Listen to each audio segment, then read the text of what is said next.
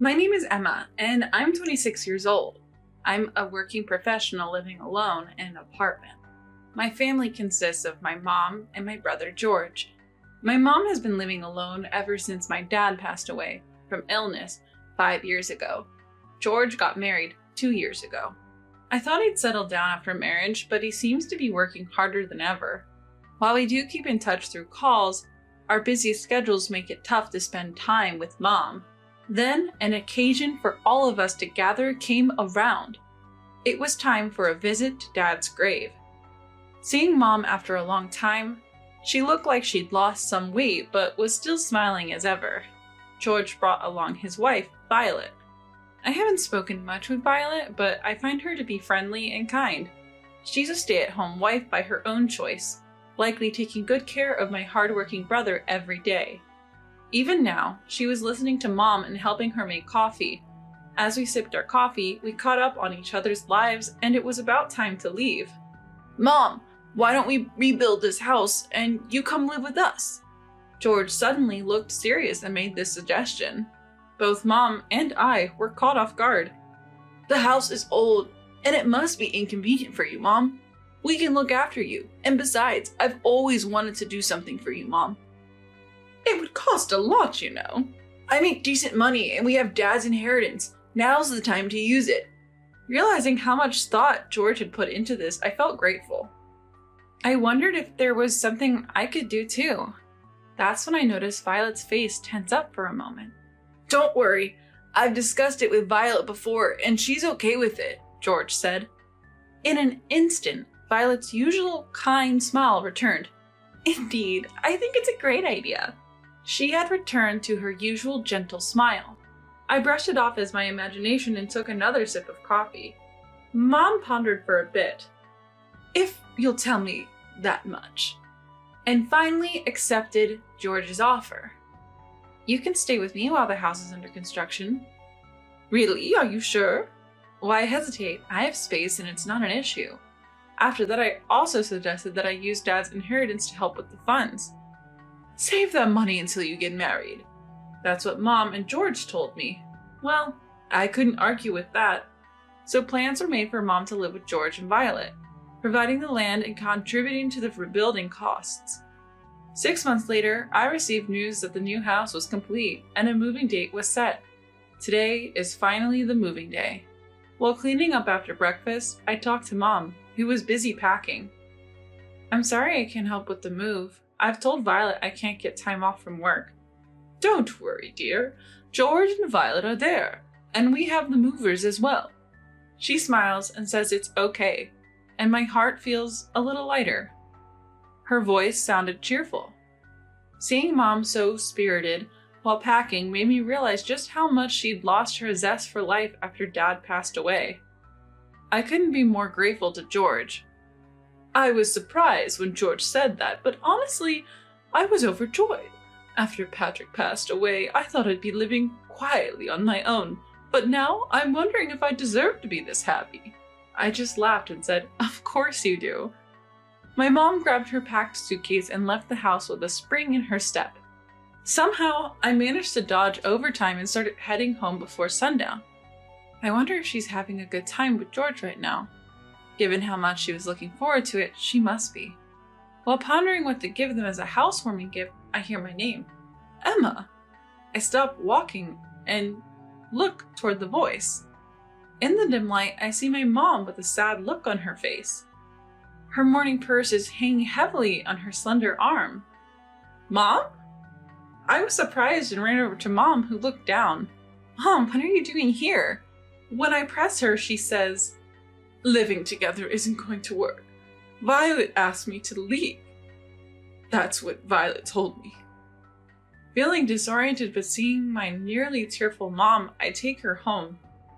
After making her some hot milk, she begins to relax a little and tells me what happened. According to Mom, she went to the new house as planned. There were movers bustling about and Violet was there. "Violet, looking forward to living with you," she greeted with a smile. In response, Violet looked at her disapprovingly and even clicked her tongue. When Mom looked puzzled, Violet said, "I can't live with her. She needs to leave." Why would I want to share my home with some stranger? But you agreed before. Look, I said yes just because of George. We've only been married 2 years. Can't you read the room? At that point, my blood boiled. I remembered Violet's strained expression. Regret filled my mind about not picking up on it then and not being with Mom today. So, where's George now? Mom shook her head at my question. According to Violet, George had gone on a sudden business trip and wasn't home. I couldn't take Violet's selfishness and George's irresponsibility anymore. I called George.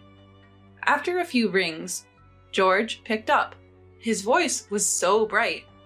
Hey Emma, what's up? Man, I had to go on this sudden trip just when we finished the renovations. Tough for you, huh? I'll make it up to you, promise. His upbeat tone made me uneasy, considering the situation. However, I was so angry that I couldn't help but blame George. George, what are you talking about? I told Violet I couldn't make it today because of work. I heard a small gasp from the other end. I told her to say sorry for me because of my sudden trip. Mom's been kicked out by Violet. She suddenly said she couldn't live with her anymore. What are you doing, George? George went silent for a moment. Is Mom okay? She's devastated. It's heartbreaking to see. I'm really sorry. I'll talk to Violet. With a subdued voice, George ended the call. I went to the bedroom where Mom was sitting on the bed, looking lost, a stark contrast to her cheerfulness this morning. I walked up to her and held her hand. Mom, let's continue to live together. Looking away from me, she hesitated. But, I stammered, don't worry about it. I want you here, and it looks like George was also in the dark. You've done nothing wrong. Hearing my reassurance, Mom finally gave a faint smile. The next evening, George called. Apparently, he had confronted Violet as soon as he got home, but initially, she kept denying everything. After persistently questioning her, she finally revealed her true feelings.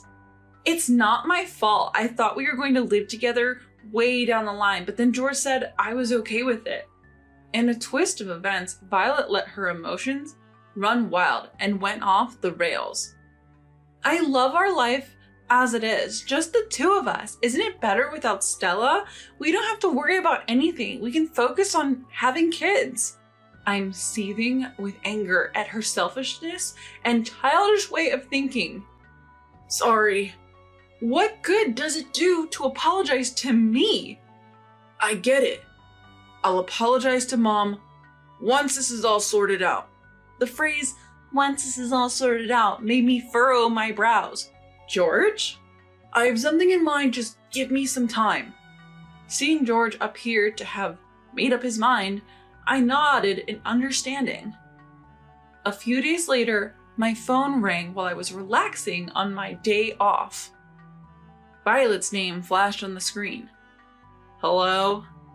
As soon as I answered, Violet demanded to speak to Mom.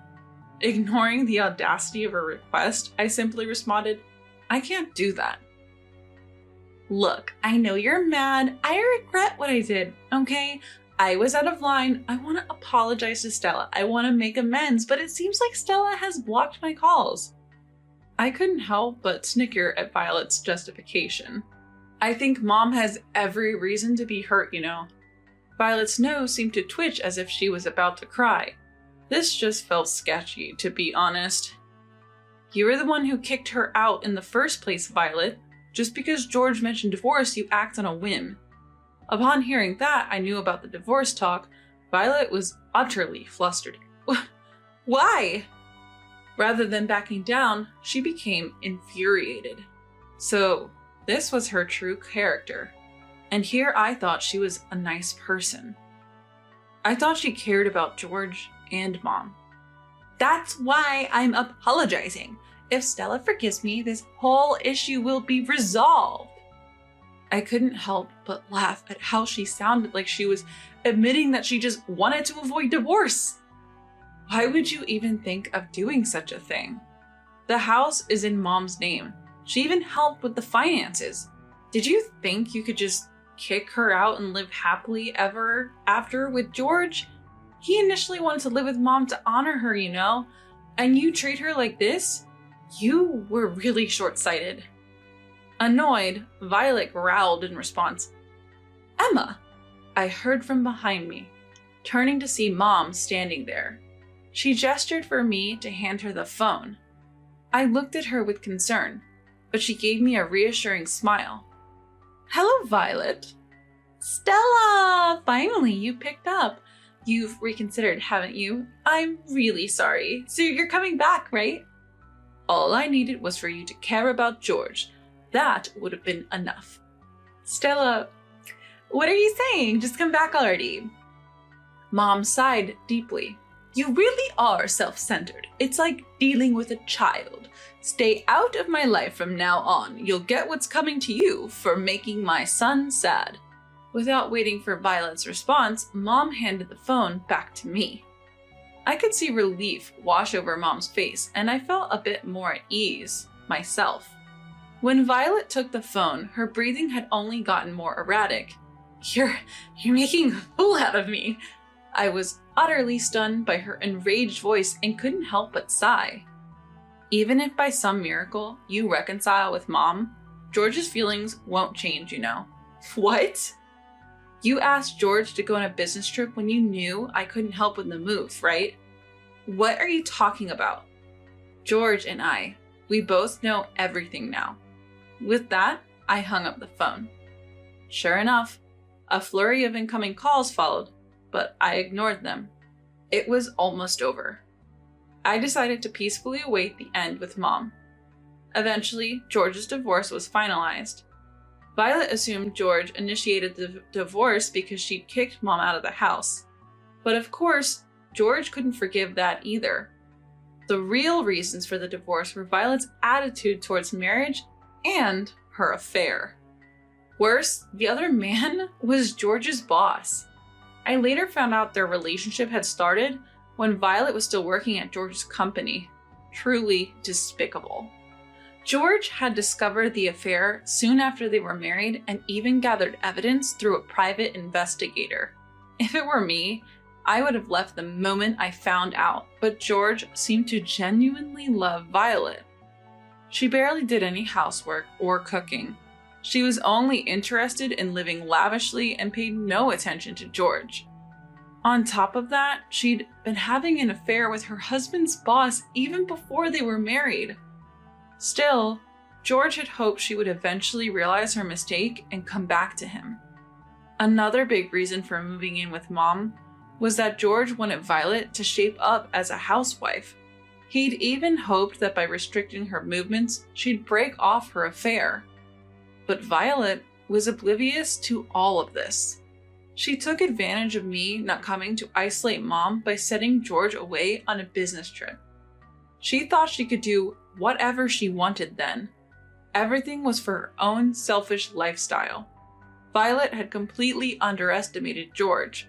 When George found out all these facts, he said he felt whatever love was left in him vanish. Honestly, I think George is too gullible, and his thinking was shallow. But knowing his feelings for Violet, I couldn't say anything. George acted swiftly afterward. Armed with piles of evidence, he went to a lawyer and demanded compensation from Violet and her lover in the divorce settlement. Violet, who had neither savings nor a job, was now facing hellish days being sued for compensation not only by George, but also by her lover's wife. It seems she got dumped by her affair partner too. Now she's back at her parents' home. She's got to share the space with Violet's sibling and their spouse, so life must be uncomfortable. Making up for all the time she took off, no, probably working even harder than that, she's bound to have a tough time. George then apologized to Mom again. I had filled Mom in on George's situation to some extent, but he spoke about what happened in his own words. Mom listened in silence. You did nothing wrong. You must have had a hard time, she said, shedding tears. George too bowed his head and cried. 2 years have passed and George is now living with Mom in the renovated house. At first, it took a while for things to settle, but now she's back to her cheerful old self, smiling more and more each day. George says he's done with women and shakes his head, but he adds that if he ever gets another chance, he wants someone who's open, honest, and treats Mom well. To this, Mom chuckles. Someone who cherishes you, that's what matters most, making George give a wry smile. I've been visiting more often, and the three of us share meals. Today is one of those days. But today, it's not just the three of us. I assure the nervous man walking beside me, it's okay. With a smile, will Mom and George be surprised? They must have had a clue when I said I had someone to introduce. Looking at the ring on my left hand, I smile. Seeing the familiar rooftop in the distance, I quicken my pace, holding his hand.